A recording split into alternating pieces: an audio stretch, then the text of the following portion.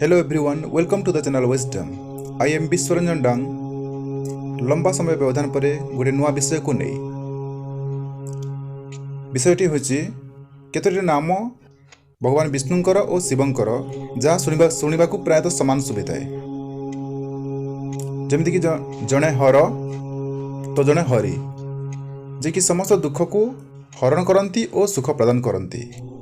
जड़े नीलकंठ तो जड़े नीलमाधव अर्थात विषपान कर शंकर कंठ नील तो गगन सदृशम बा आकाशर वर्णरे वर्णायित महाविष्णुकर शरीर मध्य नील। जड़े नटराज तो जड़े नटवर अर्थात जादुकरी ढंग नृत्यरत शिव और अन्य जड़े त्रिभंगी छंदरे नृत्यरत विष्णु स्वरूपम कृष्ण।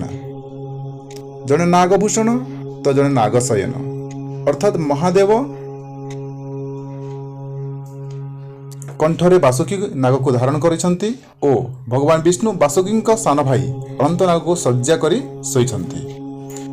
जड़े सृष्टि संहारक तो जड़े सृष्टि संचारक अर्थात महादेव परिशेष प्रलयंकारी हुंती और महाविष्णु सदा पालन करिथंती।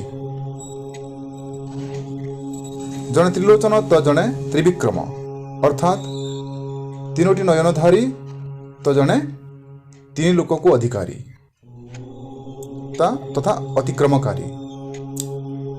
आउ केतोटी नाम जाए जहाँ प्रायतः उभय क्षेत्र में व्यवहृत होता है जेपरिक विश्वेश्वर विश्वनाथ अर्थात संपूर्ण विश्वर ईश्वर यह अवश्य उभय प्रযোज्य। ठीक से बोली जोगेश्वर और जोगीराज उभय प्रযোज्य जार अर्थ समस्त जोग और जोगींकर ईश्वर तथा राजा। Thank you for watching. If you like, then subscribe and share. Thank you all. Thank you so much.